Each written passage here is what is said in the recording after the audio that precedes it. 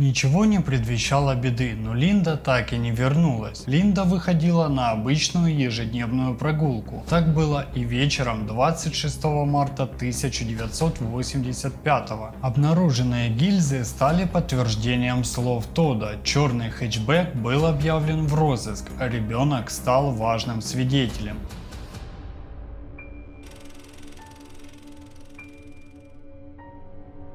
Эта история произошла в небольшом городке Колон с населением 1200 человек штата Мичиган. 10 мая 1985 года, находясь рядом с АТС, обеспечивающей связь между абонентами, техник по налаживанию начинает свой рабочий день с проверки журнала с запросами на ремонт телефонной линии. Его внимание привлекает рой мух, кружащий над небольшим участком свежевырытой земли, которой не было еще пару дней назад. Подойдя ближе, он замечает клочок ткани, похожий на джинс, торчащий из земли, и чувствует трупный запах. Осознав, что это разлагающееся тело, он бросается к своему пикапу и спешит к ближайшему телефону, чтобы вызвать полицию. Прибывший на место происшествия сержант Робин Бейкер обнаруживает неглубокую могилу, из которой виднеется человеческая нога. Единственное, что можно было определить до начала эксгумации, так это то, что тело расположено лицом вниз. Процесс эксгумации занял несколько часов, так как специалисты тщательно перебирали каждую крупицу в поисках каких-либо доказательств. В могиле было найдено тело женщины, а состояние ее разложения достигло такой степени, что опознать ее обычным методом было невозможно. Решающим моментом в опознании мертвой женщины стала ее джинсовая одежда, полностью совпадающая с описанием из сообщения о пропавшем человеке 8 неделями ранее в городе с названием Три реки. Город Три реки с населением 8000 человек, где большинство жителей знают друг друга в лицо, расположен в самом центре пересечения рек Сент-Джон,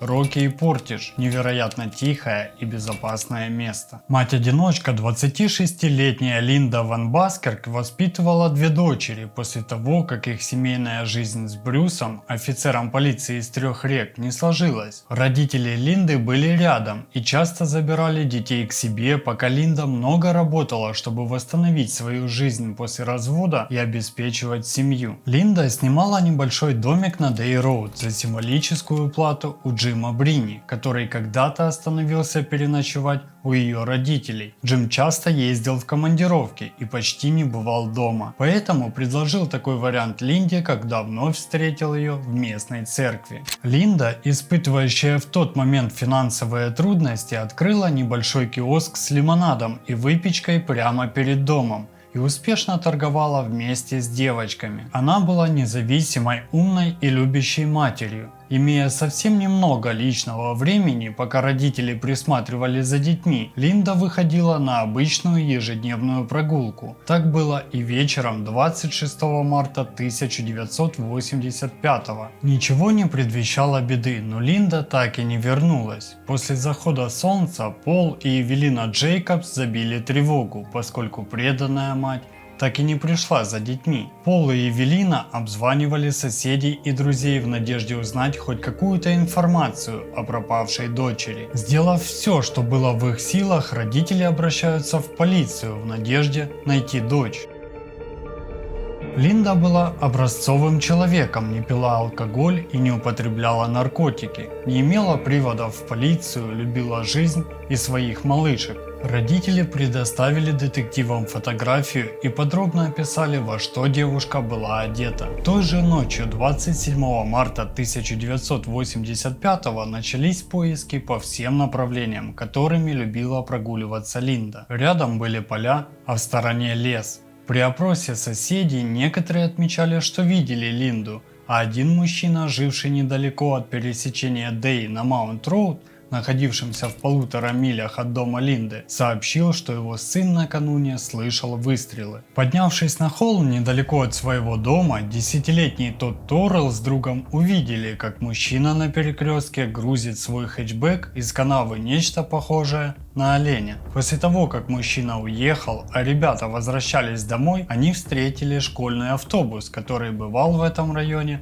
обычно к 15:30, что совпадало с тем временем, когда Линда уже находилась на прогулке. Детективы отнеслись серьезно к словам 10-летнего Тодда и попросили показать то место, где он видел мужчину. Этим местом оказался перекресток из пешеходного маршрута Линды. Спустившись примерно метров на 5 от края дороги, в месте, где Тодд видел автомобиль, детективы обнаружили бурые пятна крови в большом количестве. Настолько обильная кровопотеря могла говорить только об одном, что ранения, скорее всего, были смертельными. Но принадлежала ли эта кровь животному или человеку, определит экспертиза. На дороге, немного дальше от места, где Тодд видел автомобиль, были найдены стрелянные гильзы от оружия, которое в тот момент было распространено среди полицейских. Обнаруженные гильзы стали подтверждением слов Тодда. Черный хэтчбэк был объявлен в розыск, а ребенок стал важным свидетелем. Все подходящие под описание транспортные средства в штате Мичиган подвергались досмотру в надежде найти охотника, который мог видеть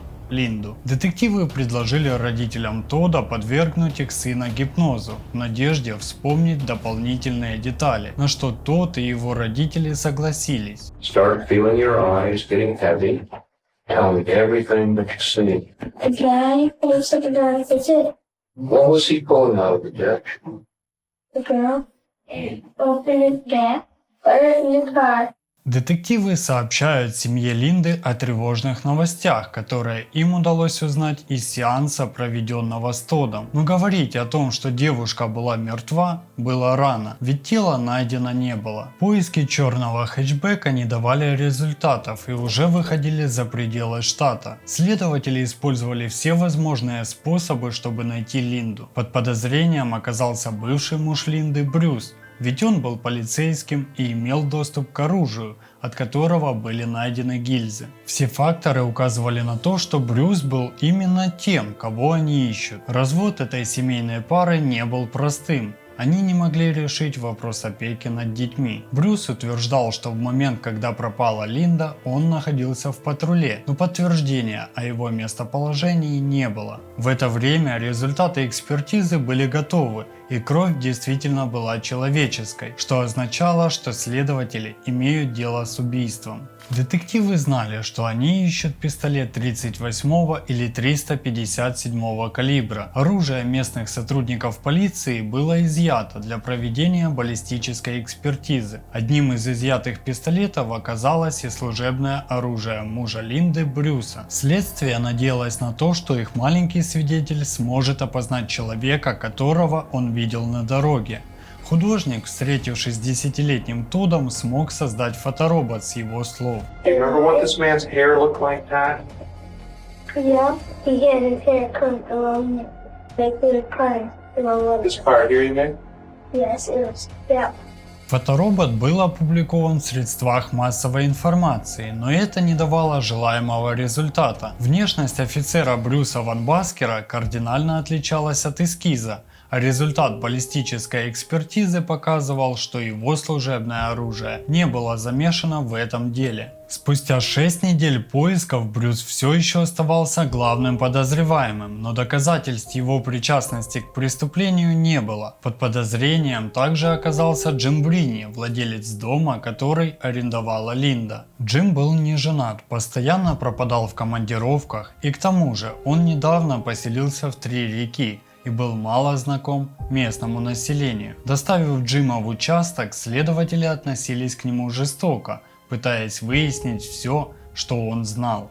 Однако алиби Джима подтвердилось, его не было в городе в день исчезновения Линды. Прошло уже 8 недель после того, как Линда исчезла. Следствие буксовало без каких-либо новых версий, но один срочный звонок от техника телефонной линии изменил все.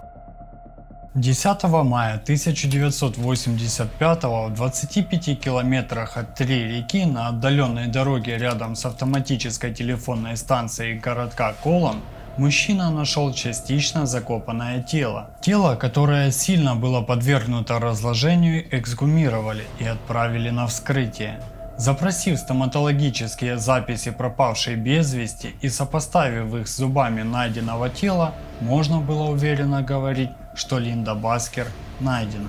Это было похоже на казнь. Она была ранена в руку, плечо и голову, что и стало причиной смерти. Добиваясь справедливости, детективы предпринимали все возможные попытки, чтобы поймать убийцу. Все улики указывали на то, что он местный житель. Следователи проводили множество ежедневных опросов, и наконец-то им улыбнулась удача. На одной из заправочных станций в городе Колон сотрудница рассказала, что видела парня по имени Рики Мур в день исчезновения Линды. Отец Рики, Ларри Мур, был сержантом в департаменте шерифа, а сам Рики – заместителем. Мур проживал вместе с родителями в Три реки, недалеко от того места, где стреляли в Линду. Они с семьей часто ездили в Колон, ведь у них там был загородный домик. Рики допрашивали в офисе шерифа несколько раз, где он признался, что знает некоторых детективов, работающих над этим делом, и также знает Брюса,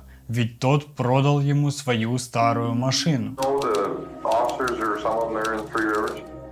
You're familiar with? Yes, sir. Oh, are you familiar with Bruce Van Buster? Yes, sir. As a matter of fact, he bought my old car. Oh, I see.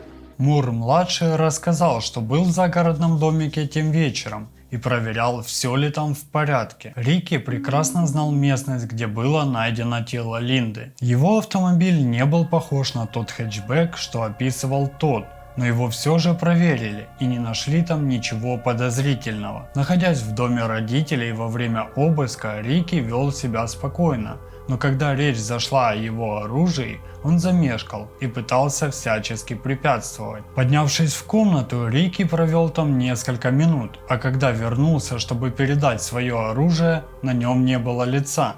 Он выглядел как сумасшедший. Оружие и патроны, соответствующие тем, которые были найдены на месте преступления, были переданы в лабораторию. Эксперт, проводивший баллистический тест, определил, что ствол оружия был поврежден в попытках почистить ствол от свинца отверткой. Из-за нанесенных повреждений оружие нельзя было сопоставить с доказательствами с места убийства, и требовалось время, которое нельзя было упускать. В этот момент следователи делали ставку на то, что 10-летний Тодд сможет опознать убийцу. Увы, но у Тодда не вышло. Ничего необычного, ведь он находился примерно в 200 метрах от места преступления. Но все же это стало неутешительным ударом как для следователей, так и для родителей Линды, ведь убийца все еще был на свободе. Тем временем эксперт продолжал стрелять из служебного оружия Рики до тех пор, пока оно не очистится настолько, что можно будет провести сравнение. Он чувствовал, что от него зависит судьба убийцы. Как только у него вышло провести сравнение, он сразу же сообщил следователю, что Линда была убита из пистолета Рики. Этих данных было достаточно, чтобы обвинить Рики Мура в убийстве. Его взяли под стражу, но он все еще настаивал на своей невиновности. Его родители верили, наняли адвоката, пытаясь доказать его невиновность, после чего он согласился на проверку полиграфом. Главный вопрос, который был задан: это вы убили Линду Ван Баскер? На который Рики Мур ответил, что он не убивал. Тест показывал, что он лжет.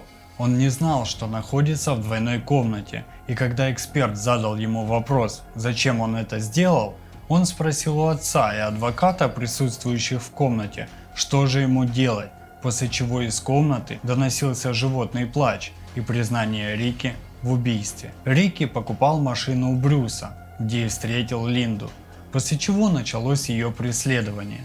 Он следил за каждым ее шагом, а 26 марта 1985 он подошел к ней и сделал предложение сексуального характера, которое Линда отвергла, за что Рики и убил ее. Рики не признавал себя виновным и пытался скосить за безумного, но следователи предоставили доказательства. С попытками повредить пистолет и скрыть тело Линды всем было ясно, что он вменяем. Через 14 месяцев после исчезновения Линды Рики Муру был вынесен приговор. Его признали виновным в убийстве первой степени. Он сделал это умышленно, при этом будучи помощником шерифа, за что и получил пожизненное заключение без права досрочного освобождения в тюрьме строгого режима Массан.